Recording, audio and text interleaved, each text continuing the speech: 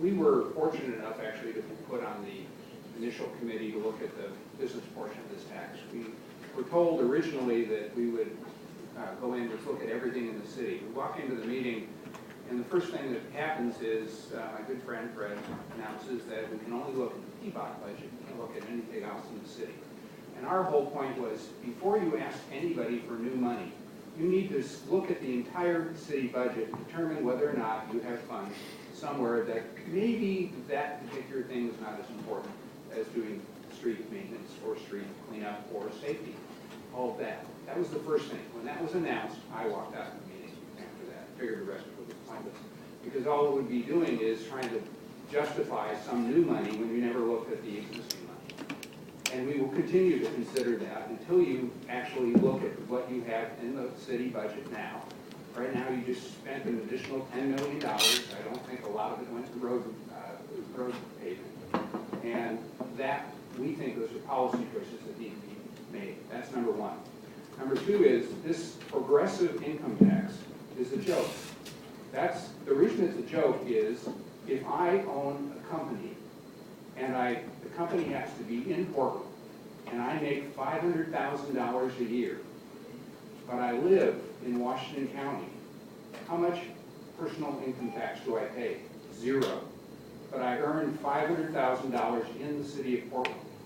If I live in the city of Portland, just over the border from Washington County, and I work at Intel, and I make $500,000, how much do I pay? Maximum amount of income tax, even though I don't earn the money in the city. It's totally backwards.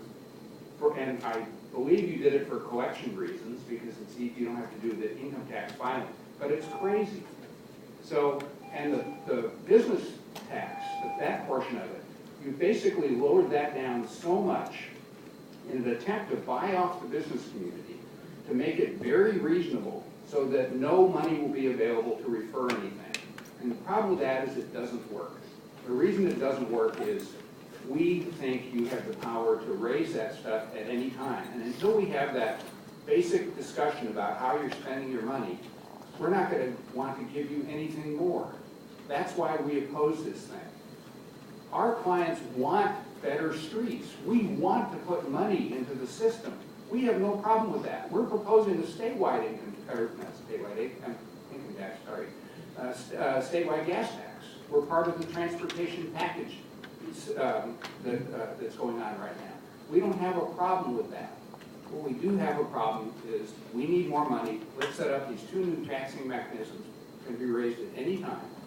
And the attempts to split the business community off from the personal income tax residential community are somewhat sickening. There have been emails. In fact, if somebody ever requested freedom of information email exchanges between a few of you up here and some of us, it would be amazing to see what is said and the threats that are made about how more progressive something can be and how somebody probably is a socialist because he wants things to be more progressive and it doesn't let this thing pass. We are very much opposed to the way the system is run right now. And we will work with a lot of others who put this on the ballot. We hope, first of all, we hope you go back and look at this again. Let's work together first before you do anything. But if something like what you have right now is passed, it needs to go to the voters. Well, I appreciate you being here today. I mean, first of all, speaking of email exchanges that could be requested, you and I, of course, have had a text message exchange today, and thank you very much. I assume we've set up the meeting that I requested to be able to brief your members on the state of the city budget so that they have that information. Has that been scheduled? Mr. Mayor, no, it hasn't been scheduled because for two reasons. One is nobody from your staff has requested that. That's number one. And I just happen to be sitting next to your chief of staff over there, but nothing was mentioned. But I'd be happy to do that. But number two is that was what was supposed to happen a long time ago. And it's not just you explaining what this budget is like.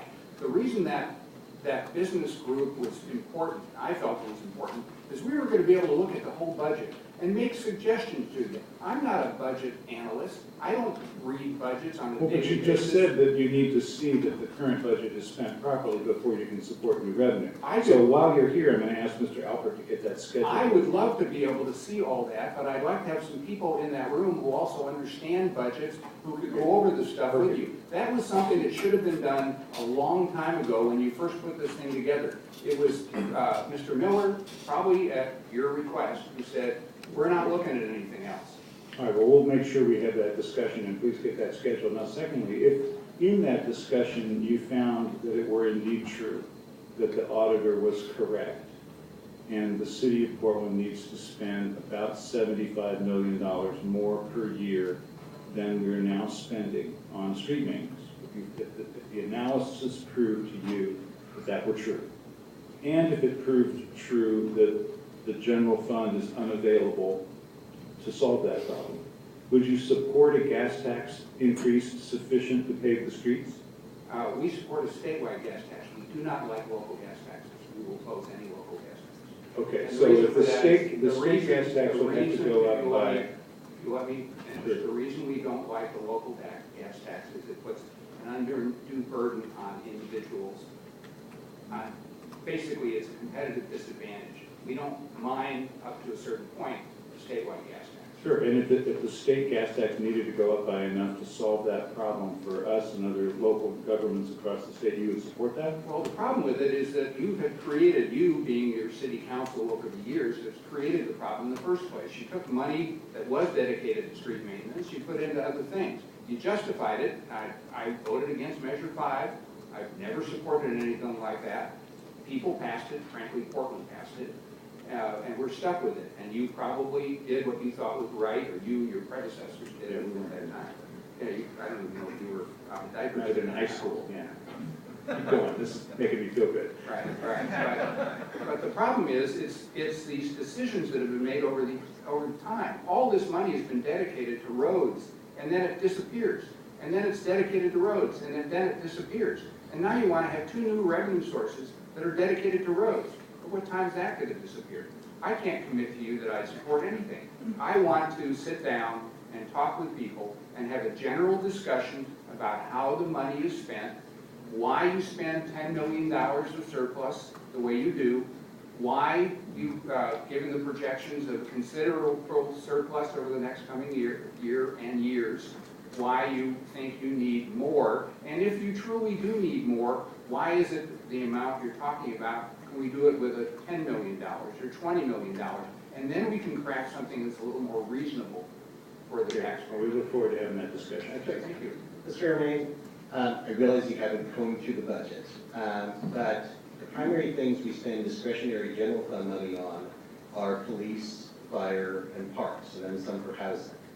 Just off the top of your head, can you give us an indication of which of those you think we want to cut? You know, that's like, when did you stop beating your wife? That is an absolute BS question. And the problem is, there's much more than that in your budget. And you need to look at the whole thing. We need to look at the whole thing. And I don't know, I'm not the expert on it. If you convince me and everybody back here that you've spent all that money wisely, then fine, you'll have a whole bunch of supporters. But if you don't, you're gonna have a whole bunch of people that are not gonna be with you. And listen, I'm not trying to be disrespectful to you. I think you guys have a terrible job. Why you run for it is so beyond me. I have no clue. And you're up there trying to make important decisions. But when you make these decisions, I think you need to lay the groundwork a lot better than you've been laying it. And you don't need to make this into, in effect, a personal fight over and trying to pit, in effect, the wealth of the community versus others in the community. Well, we look forward to meeting with you and your members to go over those numbers, because my job is to craft that budget, just as we just did on $10 million of additional revenue, and actually quite a bit of it went to the streets. But we'll go over all those numbers with you. We'll bring our budget director. You bring your members, and we'll put the spreadsheets on the table and give you as much information as you'd like. We'll be happy to try and craft something. Thank you. Mr. Mayor, a point of personal privilege. Paul, yes, I did email somebody who I know knows you saying, So what's the deal? Is Romain a socialist? Because he must know that politically, if this gets shot down, the easiest thing for the council to do is go with something that's more progressive, because our polling shows that something even more progressive would be more supportive. We're trying to avoid that kind of fight by having something that is mildly progressive. But that was not a threat. I was just curious about your strategy. If I might respond to this personal privilege, and we go back and forth all I the know time. that's why I'm allowing it. The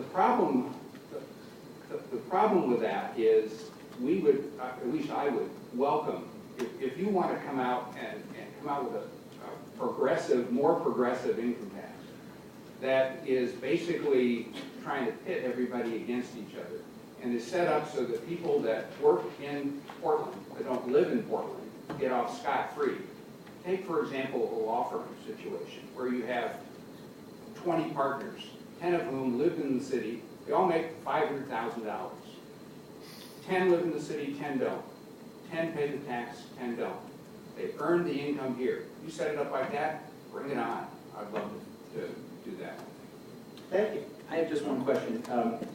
You talked about local gas taxes creating a competitive disadvantage.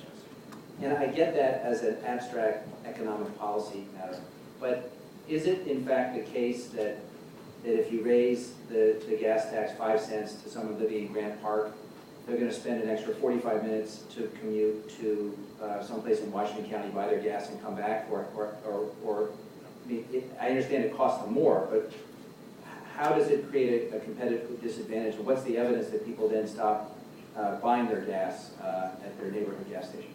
Mr. Mayor, Commissioner, they don't stop buying there. What happens is that particular station owner has now to absorb 5 cents more in cost to put that price out there because gas is very competitive. So what happens is that station owner may not be making as much at that station as his or her competition.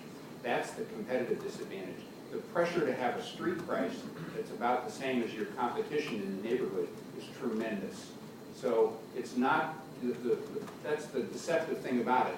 Most people see pretty much similar prices, but if the cost of doing business at that location is greater than their competition, it puts a lot of pressure on that particular station owner, and they may or may not stay in business. That's our problem. Thank you. Thanks very much. Look forward to Thanks for letting me come up. You bet. I don't want to tell you who made you. Thank you.